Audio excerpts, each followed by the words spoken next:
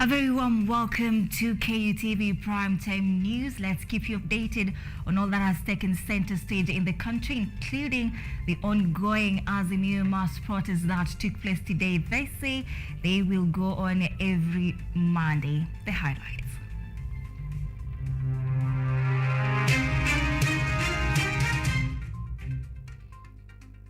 Opposition leader Raila Odinga maintains that President William Ruto should leave power as he announces protest against the high cost of living every Monday.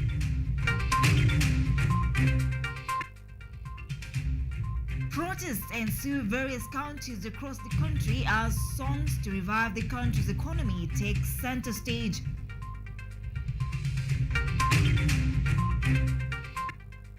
Nairobi businessmen and women lament tough economic times as the business sector faces the pinch of Azimio protest.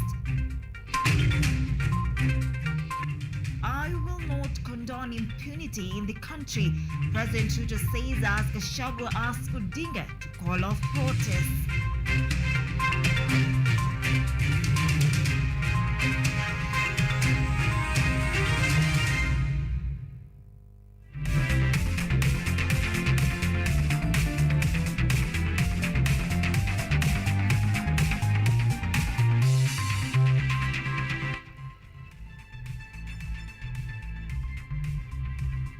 Welcome to the broadcast. Evans ODIAMBO is a sign language interpreter tonight. I am ODIDA.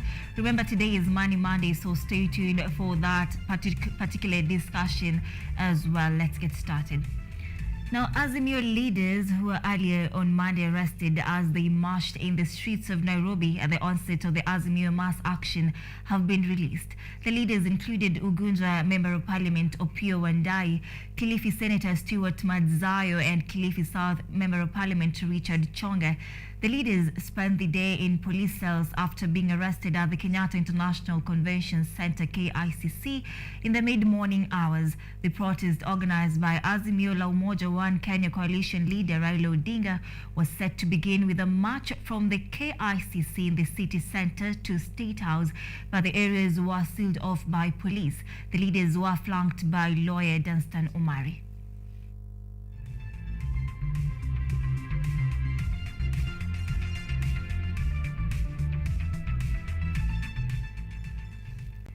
Following the Azimio mass protest that started today, businesses at the Nairobi Central Business District came to a standstill as the protest escalated beyond control. The main streets inside the CBD remained deserted, with most of the traders closing up their shops in fear of their properties being destroyed. Routes leading to the CBD were also blocked by the police in an effort to contain the protest. Ruth Wanjiru was on ground and filed this report.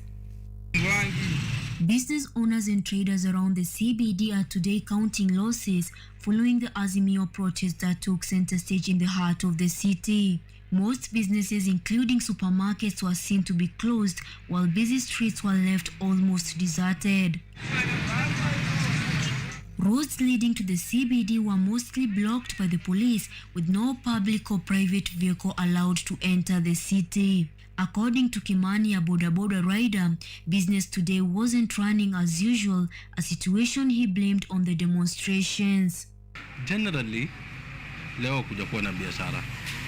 Aso mimi ufanya deliveries. But spana leo kujakuwa na biz kabisa. The reason being, maandamano. Kimani also added that it's important for the president and the opposition leader to come to an agreement for the sake of the country's economy, which is already at a bad state. President aite baba waongee, wasikizane tu angalau ndio tukue safe. Watu wengine tuna live hand to mouth. So kukiwa hivi surely tuko na shida. Tukiwa hivi watu wengine itabidi tu tuende ushago. Peter, who is a business owner at the CBD, noted that his business did not make any sales today, as according to him, the day was a holiday set aside for the demonstrations. According to Peter, the protests are meant to bring the government to account as well as to decry the cost of living. You say, today we've closed. It's a holiday. Baba said, not going to work Monday 20th, public holiday, so we have to adhere to that.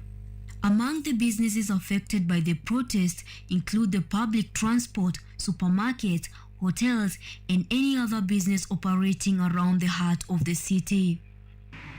As the Azimio protests continue, businesses around the CBD remains closed. The question of whether businesses will go back to usual depends on whether the opposition and the government will come at a common ground. Ruth Wanjiru for KU TV.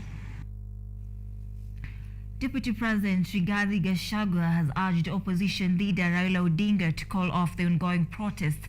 Gachagua, while speaking at the port of Mombasa as he flagged off relief food, said the country has lost an estimate of 2 billion shillings due to the mass action. The DP, however, assured that the government will provide adequate security to ensure no property is destroyed during the demonstrations. The second-in-command, Right Honorable Rigathi Gachagua, has pleaded with the Azimio One Kenya leader Raila Odinga to call off the ongoing protests in the country. This is after chaos erupted in different parts of the country, with police officers and protesters battling out, particularly at the capital of Nairobi, where many protesters turned up. We want to ask those who are organizing demonstrations, those who are organizing chaos, those who are organizing mayhem, to be decent people. They cannot ask the children of poor people to get involved in violence when their own children are in safety in the East African Legislative Assembly in Arusha. It is not fair, it is not right. If they are so persuaded that people need to go to the streets and cause chaos and mayhem, they should ask their children to be in the forefront. Additionally, according to Gachagua, the country has lost 2 billion due to the ongoing Azimio mass actions in Nairobi, adding that the mass actions will reverse the gains made by the government in reviving the economy. Gachagua has, however, assured Kenyans that the government will provide adequate security to ensure no property is destroyed during the demonstrations. As a result, this morning, because of lack of business in the CBD, the country has lost almost 2 billion shillings in terms of business. And this is money that should have been circulating in the economy. We want to urge these people to consider this afternoon to call off the chaos, the mayhem, the intimidation, because what they are doing is destroying our economy. Speaking when he received and flagged off 25,000 metric tons of wheat and 16,000 metric tons of sorghum from Ukraine at the port of Mombasa, Gachagua said the mills would keep children from drought and famine-affected areas in school, as well as secure their future. We want to thank the grain bag handlers for very efficient way you are handling the grain, and we want to urge you to continue. Gachagua has pleaded with Azimio to reconsider the mass action for the forthcoming weeks and asked Kenyans to ignore the calls for demonstrations. Edward Nyamo, KUTV. Now, President William Ruto has insisted that his government will not condone, neither reward any impunity in the country. This follows the Azimio mass action protest that took place today in the country. The president was speaking in State House, Nairobi, where he presided over the swearing-in of Solicitor General Shadrach Mose. Today being the day of opposition leader Raila Odinga and his followers to hold the major awaited Azimio rally, President William Ruto, on his part, has witnessed the swearing-in ceremony of Solicitor General Shadrach Mose in State House following his appointment last week by the president. The president has mentioned that he has confidence in Mose, that he has the requisite experience, understanding and knowledge to support and provide leadership in the office of the Attorney General.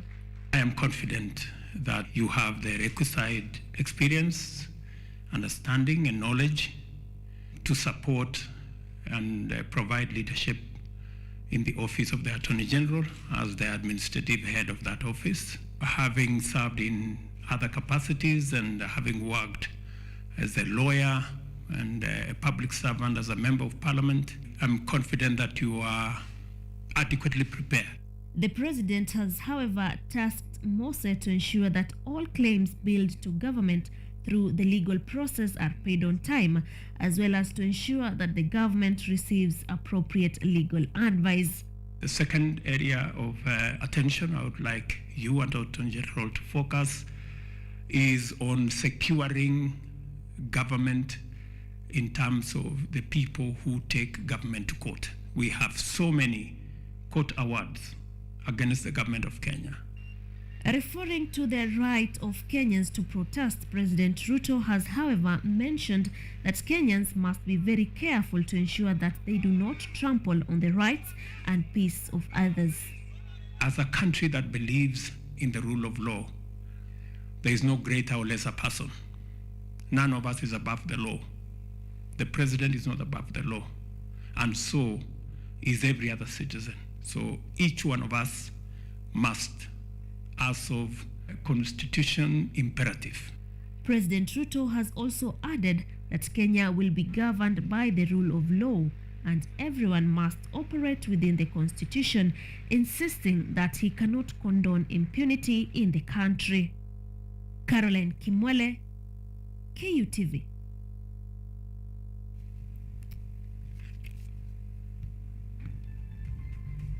All right, we are taking a very fast short break at this point. Of course, you're coming back with more stories still on the Azimio protest. Stay with us.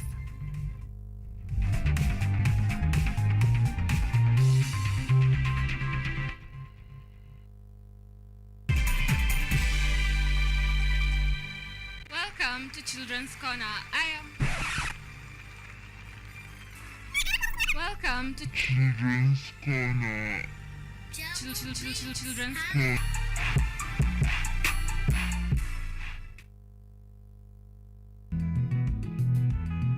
Kurunzi ya kilimo huimarisha afya na uchumi endelevu katika jamii. Ni msingi mkubwa wa kipindi Boresha Kilimo.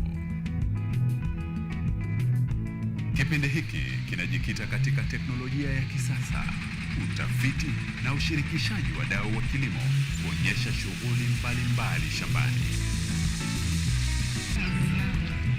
Kwa suluhu ya utoshelevu wa chakula, tazama Boresha Kilimo.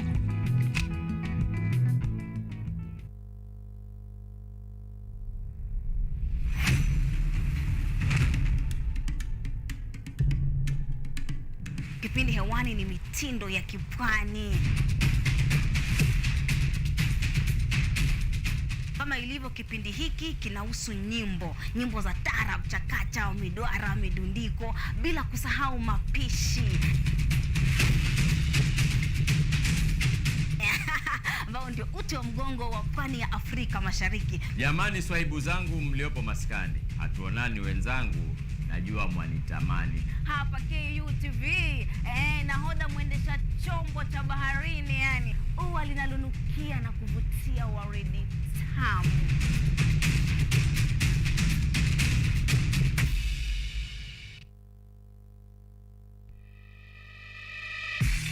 What's up, fashionistas?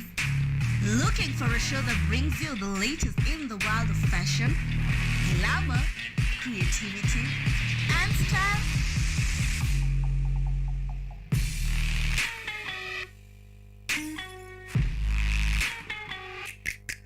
Fashion Diaries got you started as we explore street fashion, modeling, runways, red carpet events, and so much more. Catch me, Ashley Asachi, as we unlock the greatest fashion events. Keep it locked.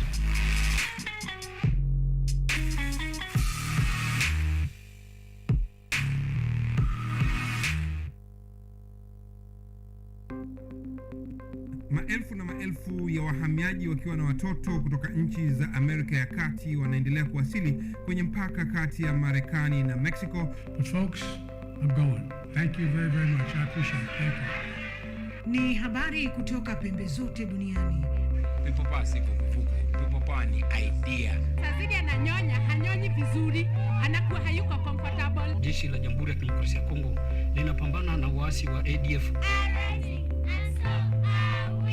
Kwa sasa wanatoa wito kwa mashirika, makampuni na vile vituo vya uchukuzi. Mambo mengi yatakwenda kama yalivyopangwa. Hapa ni kuna mmoja wa viongozi wa chama cha wavuvi katika eneo hili. Zaidi tunajaribu kuwapa chanjo ili ina boost ama inanyanyua kinga ya mwili, ndio inaenda kupelekea kupambana na virusi. ni Duniani Leo, Jumatatu mpaka Ijumaa, moja kwa moja kutoka VOA Swahili, Washington DC.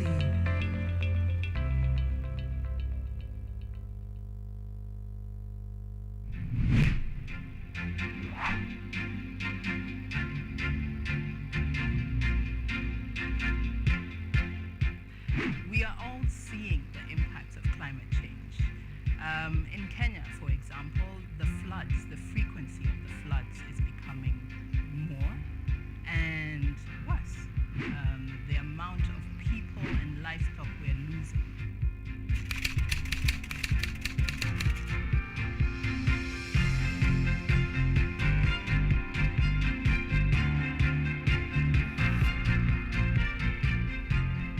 The level we need to go is the level where the normal mwananchi and also the government stakeholders can uptake these solutions.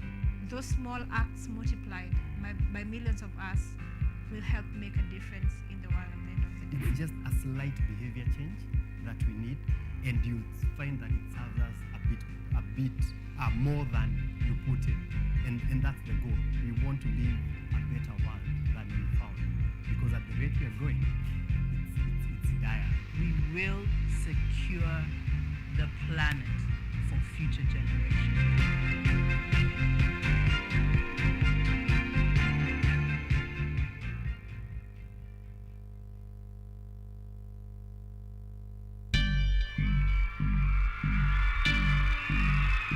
I'm a freshman in Kenyatta University.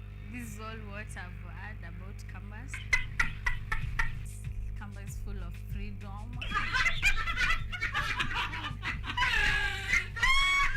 Ni cumulative. Mchezo hiyo ilipoka gani kwani?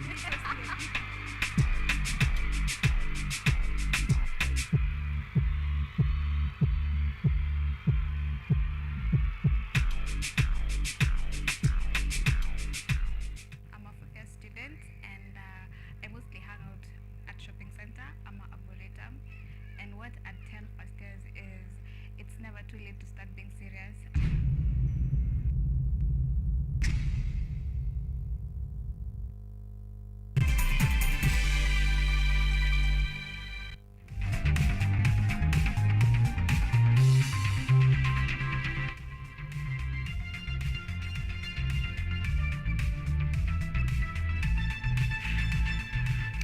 Welcome back. Now it's time for Money Monday, of course.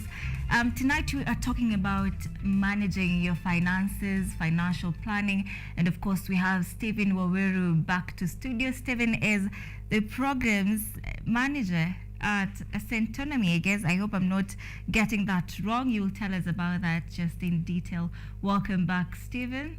Glad to have you here with us. Thank you, Anne. Thank you so much for having me. I'm glad to be back. All right. Now, maybe somebody's watching you for the first time, Stephen. Just tell them all about who is Stephen Waweru. Okay, so Stephen Waweru is a gentleman from Nakuru County. I like to identify myself with my county. I'm also the client relations manager at Centonomy Limited, not programs. It's client relations manager at Centonomy Limited. Yeah. And Centonomy Limited is a financial literacy training organization where we aim to shift mindset of purposeful people so that they can create wealth. Now, being here today is especially because we're starting our Global Money Week. It's supposed to run from 20th to the 26th. But I think we have a lot happening in this country, so no one is really focusing on money. I don't know why, yes. As much as it's so important right now to maybe just manage money and all that, I think it's quite essential at this point in time, despite of everything going on. So, Steve, I will just want you to get us started with what are the personal finance tips, the 101 tips. Okay. Personal finance tips. Yeah. I want to say with the liberalization of information at the moment, everyone is coming up with tips. There are very many tips. For example, if you go online, look for 101 tips, you'll get various things. But at Centonomy, we give 3 tips on how to create wealth. One of the tips that we say is pay yourself first. Most of the time we have a lot of money, but we can't trace or we don't pay ourselves. For example, you paid your salary. The first thing you do is probably pay your bills and say, if something will remain at the end of the month, I will put that as part of my savings. So we say that's not the way to go. You're supposed to pay yourself first. And how do you pay yourself first? By saving and investing. In previous discussions, we have had things about money markets. We have had stocks. There are various ways you can save and invest. So that's tip number one. Tip number two, we say track your spendings. Now, tracking your spendings is about knowing exactly how much you use on a daily basis. An example is, personally, when I joined Centonomy and I had the track your spendings, I always thought, well, I know how much money I use. Later, I decided to actually do the activity, and in 1 week, you start realizing things like, I spend more than 200 on, say, just snacking. I spend almost 1,000 shillings per week on credit airtime, and you don't realize such things. So track your spendings. Now, why do you need to track your spendings? You will realize various things when you track your spendings, like where your money gets lost at. You'll also discover your patterns, your spending patterns, and start to, well, you have diagnosed the problem. Maybe I spend a lot on this or the other. So that realization will help you to maybe know how you can start paying debt with extra income, or how you can invest with extra income that has been going where you cannot trace. Our founder, Washek Ndwati, says or asks, whose factory are you building? So when you spend your money, most of the time you're not spending on yourself. So start building your factory by finding out what cash can you use to build your own factory by tracking your spendings. And the third one, we advise people to focus on assets. When you get extra income, what do you do? Do you invest in something that is bringing money to your pocket? An asset should be something that puts money in your pocket. If you get money and you decide to go on a holiday, and I'm not against holidays, because at Centromi we are also advocates of living abundantly. You should live the life that you want to. A holiday is not bad, but it's not an asset because it's not something that's putting money in your pocket. I want to add a fourth one, and this is personal. What is yours? It is mine. No I want to add a fourth one. Get income, passive income, or just try to increase your income. And there's a saying that you cannot personal finance your way out of poverty. You may try as much as possible to manage the little you have, but if you don't try to get ways of earning extra cash, you really there's really so little you can do. All right. Now, tell us, how does one go around with setting up a budget? Now that you're saying we should pay ourselves first, track our spending, focus on assets, and get income, how does one go around with setting up a budget? Setting up a budget. Now, there are various sources online that will probably advise you to go the 50-30-20 way, whereby 50% should go to your needs, 30% to your wants, and the 20 to your savings. But we advise you to have an ABC budget.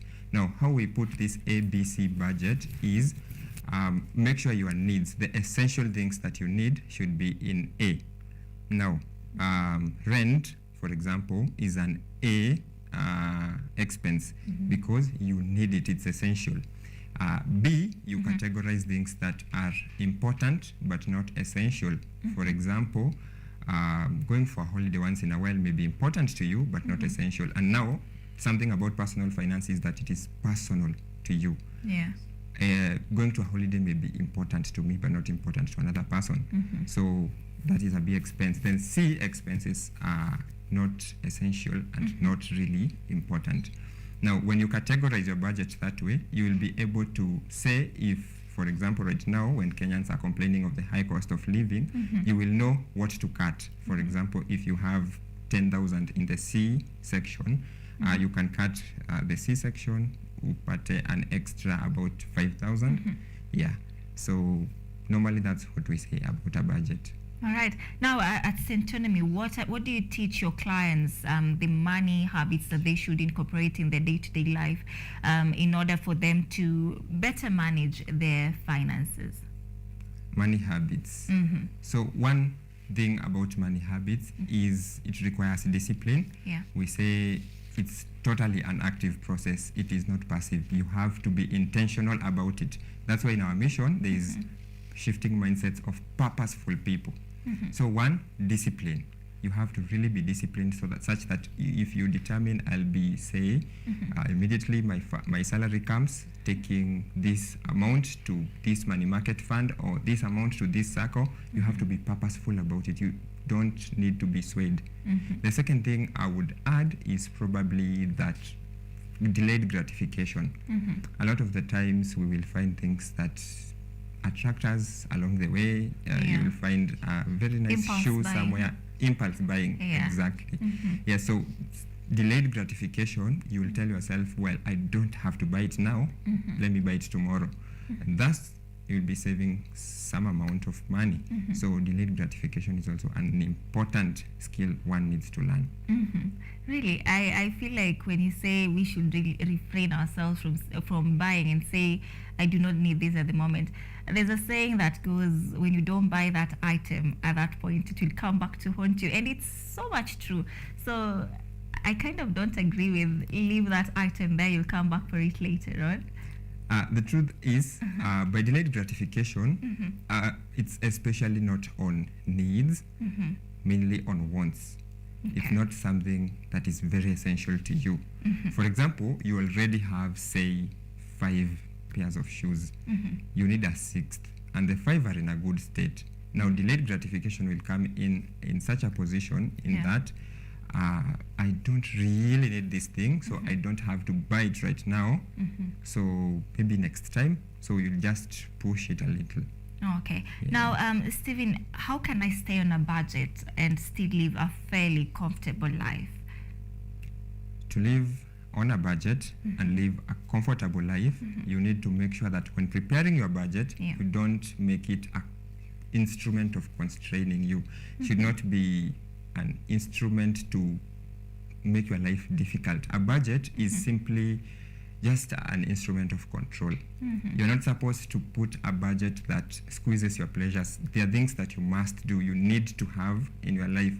So I said personal finance is personal to everyone. Know the things that you want, that you classify as enjoying your life, living comfortably.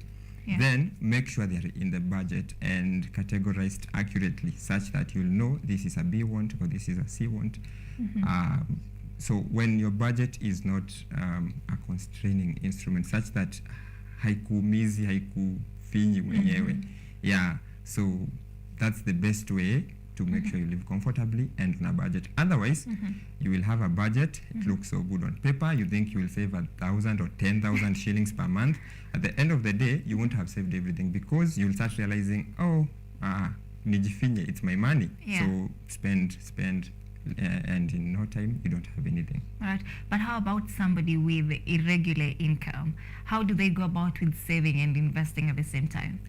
Irregular incomes are especially common in a country such as Kenya. For example, where I come from, at home, we used to sell uniforms. For uniforms, you will get the cash only during school openings when schools are closed. So there's some irregularities in that. So what you need to do is plan yourself so that such that when you have a lot of money or the money, make investments to ensure that you will have cash flow for the dry months.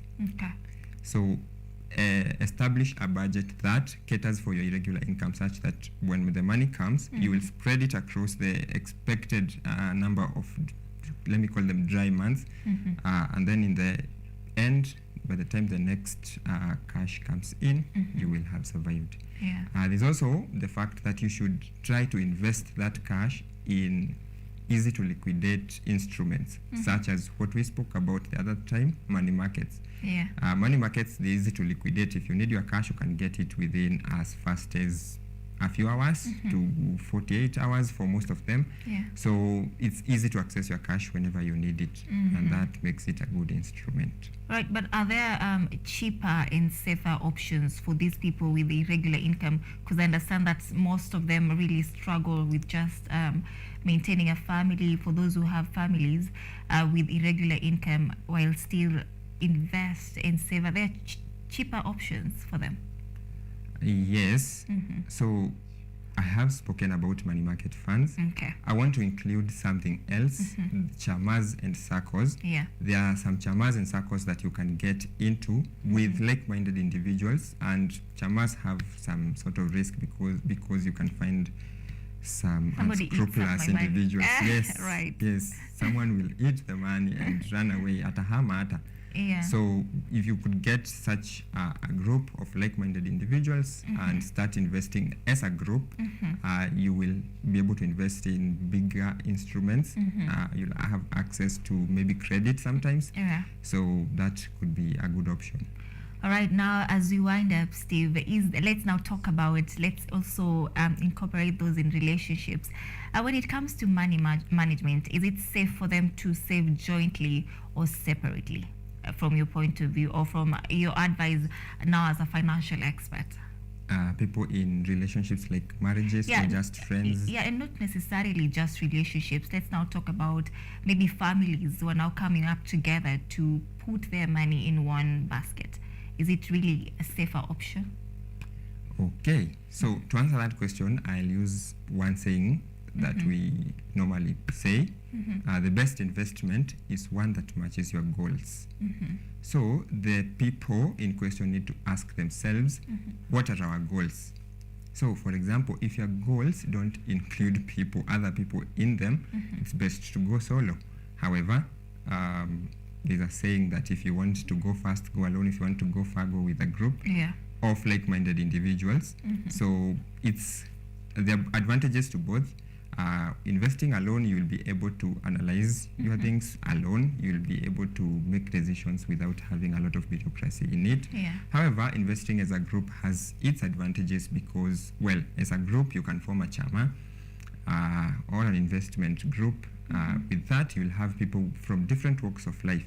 Someone will come who knows about a certain investment, another one comes who knows about someone who is selling some land somewhere, because real estate is in itself a very good investment, especially in Kenya. So what are your goals in the long run? Look at what you want to achieve at the end on the other side of you are investing or you are saving, and then decide which one is best for you. But Stephen, what for these people, a group of people who are just starting off, and each and every person in that group is still new and knows nothing about investment options or savings? How can this group of people now get a better platform for them to invest in their money and maybe earn something from it? So I want to go with the group's approach in this scenario. So as a group, if you come together and even if you have a little income, you put together your funds and say invest in money markets. I am a big advocate of money market funds, as you're probably noticing.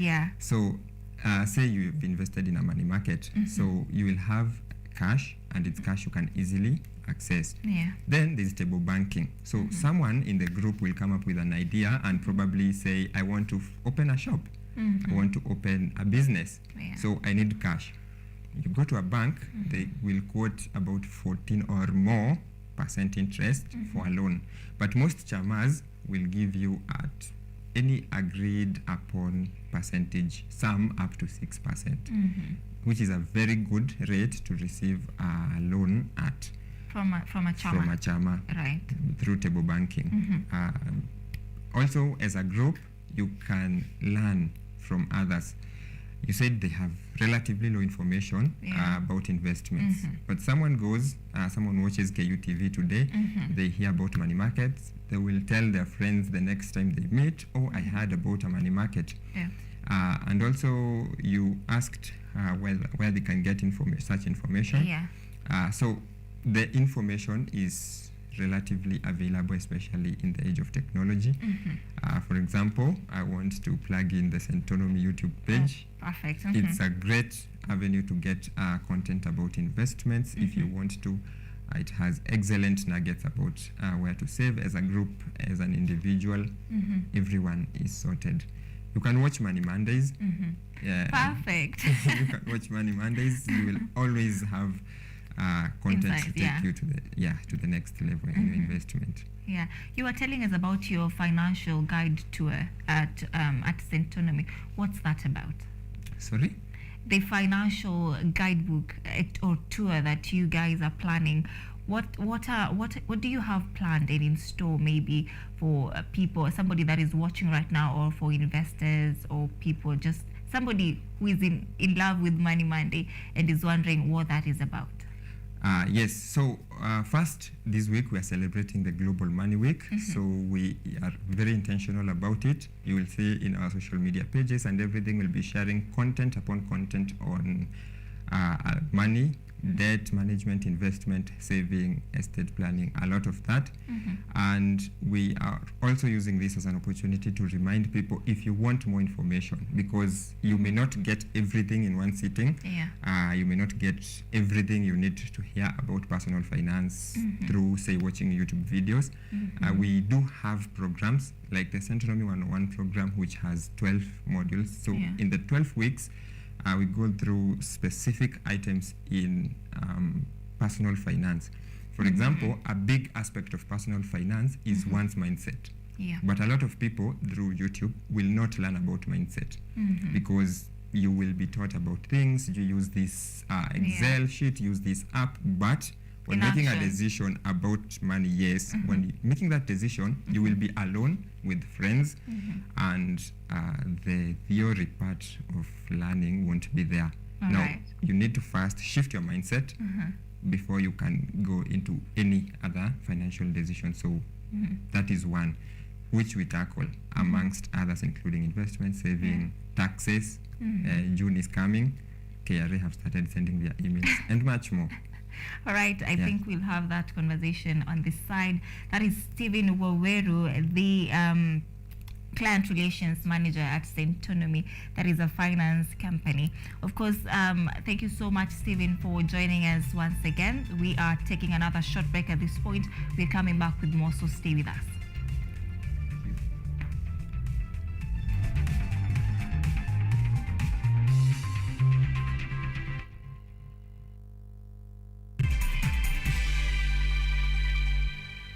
Focus on Health is a show that creates awareness on matters health and informs you on various diseases, their causes, treatment, prevention, coping, and support.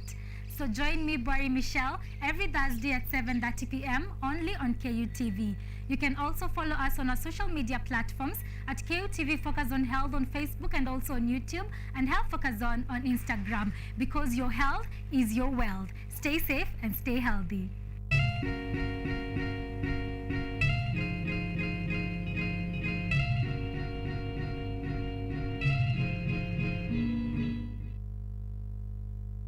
Hello everyone, this is the new chapter of Let's Be Fit. I'll be host DiCaplo. I'm here to give you various workouts. I'll be having different trainers. We'll have Zumba classes, we'll have aerobics classes, we'll have boxercise, we'll have kata box, just name them. Zote pindi tu unapokuwa na nafasi. Hadithi za kukupa motisha, drama, maisha ya What's up, fashionistas?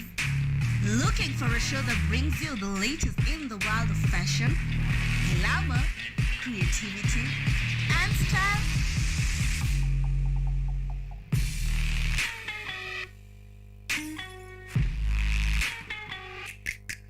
Fashion Diaries got you sorted as we explore street fashion, modeling, runways, red carpet events, and so much more. Catch me, Ashley Asachi, as we unlock the greatest fashion events. Keep it locked.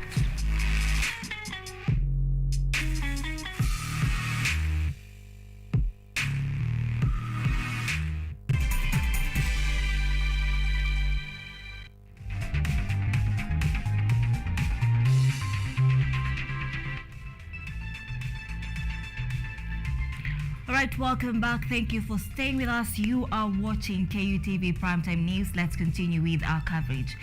Now, in order to have their demands met, the opposition leader Raila Odinga has announced that the coalition will hold its anti-governmental protest every Monday. The former Prime Minister noted that the demonstrations will continue from Monday next week until the coalition gets what it wants. Odinga also condemned what he termed as police brutality, adding that the protests were peaceful and in line with the Constitution. He also condemned the arrest of Azimio leaders, citing that they will hold the president and the police commander responsible for their security and safety. What the public has been holding their breath for a day to reckon finally arrived. The Azimio planned mass action today came with itself 5 clear demands, including reporting President William Ruto to International Criminal Court ICC, opening of IBC servers, the installing of the Cherera 4, reduction of cost of living, among others. Kwanza, gharama ya maisha imepanda sana, wananchi wanaumia. Sawa.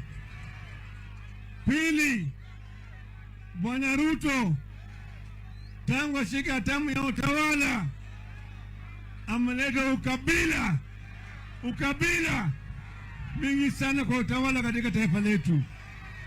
The opposition leader Raila Odinga, who led the Azimio demos, maintained his stance against Kenya Kwanza government declaring anti-government protest every Monday, saying that mass action witnessed today was just the beginning of what he termed as fight for justice. The Azimio Brigade were earlier denied access to the KICC grounds in Nairobi Central Business District. From Serena Hotel, maneuvered their way to Eastlands areas of Isili, Kamukunji and Mathare to address their supporters.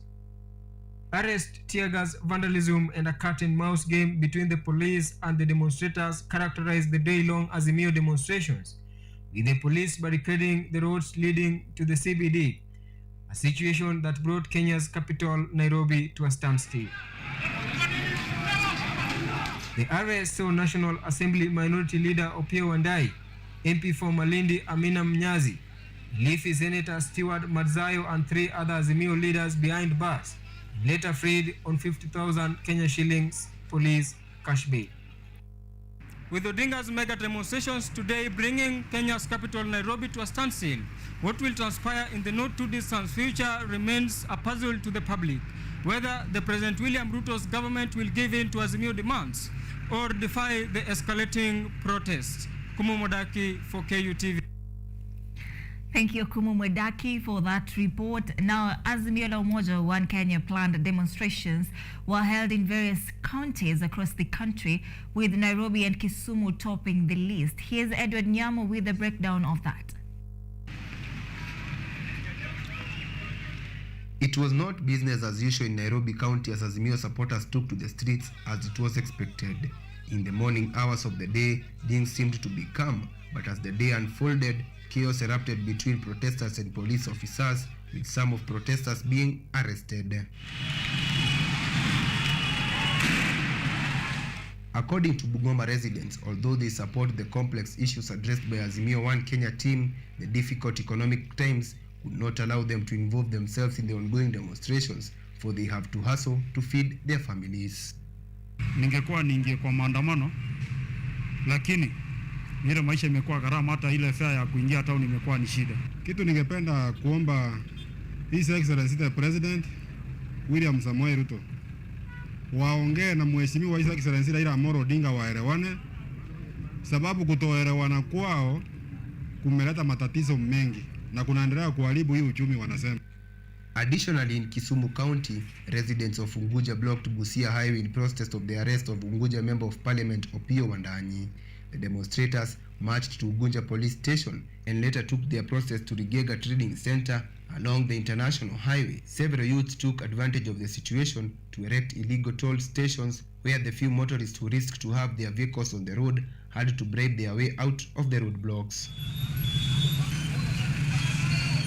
However, the planned demonstrations failed to take off in Kisii, although police officers were deployed at key government installations and premises to deal with any eventuality.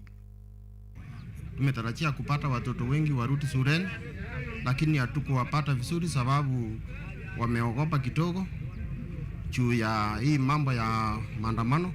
The planned demonstrations are expected to take place every Monday till the government lowers the cost of living. This is according to Azimio leader Raila Odinga. All right, now members of the Parliamentary Select Committee on NGCDF have reiterated that there is need to amend the Act to allow financing of the feeding program in primary schools, among other issues that will improve enrollment in the lower cadre of education. Listening. Committee Chairman Musa Sirma, who led the Parliamentary Committee members to Embu County to inspect projects and programs by the National Governmental Constituency Development Fund, noted that there was no need to invest billions in school infrastructure, with no pupils attending classes due to hunger and lack of food. NGCDF Chief Executive Officer Yusuf Mbono revealed that the kitty had been allocated an additional Kenya shillings 10 billion for financial year 2023-2024 to make it 54 billion, which he said was calculated as per the Revenue Allocation Act 2.5% of the national government share. Kutoka hapa Eastern, kutoka Ukambani, maneno ambaye sisi tukiwa kamati ya CDF tunasema enda jenga shule. Kama hakuna watoto kwa shule, shule inajengewa nini? Members of the committee who visited the county voted to support the amendment of the National Government Constituency Development Fund. Wilson Tobiko, KU TV. Migori County has been urged to partner with the Kenya Literature Bureau KLB as a developing partner to improve the education sector in the county. The General Manager of Commercial Services at Kenya Literature Bureau KLB, Evans Nyachenga, said that the KLB, a government parastatal, is a development partner and an education stakeholder of the Lake Region economic bloc. That's why as a state corporation we have a stake in matters education. Recently we have partnered with several other stakeholders on matters education. Currently we have a partnership with the Kenya National Examination Council.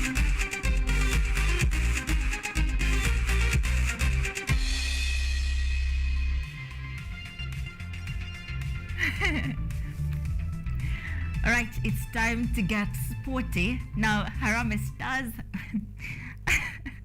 I beg your pardon. Harambee Stars head coach NJ Ferret has urged Kenyans to give him time and support him to build a strong national team that can compete at the highest level of football internationally.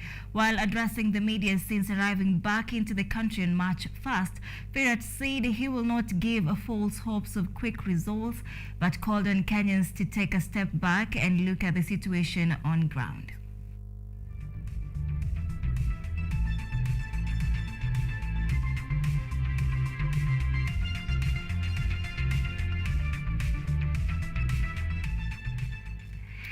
Now, France Sebastien Ogier cruised to a victory in the World Rally Championships, claiming a win.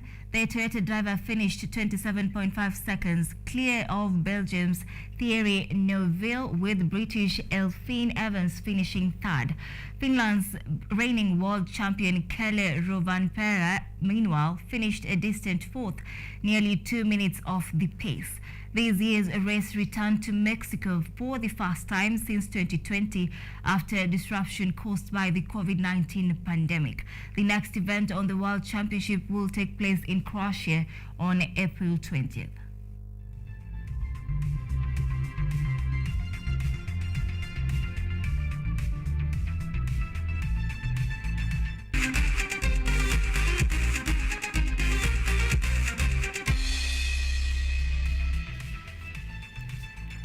All right, that's a wrap. Thank you so much for staying with KUTV Weekend Live. Be sure to join me again tomorrow, of course, for the primetime news. My name is ODIDA. I'm in the company of Evans ODIHIAMBO, who's our sign language interpreter tonight. Have a good night and see you tomorrow.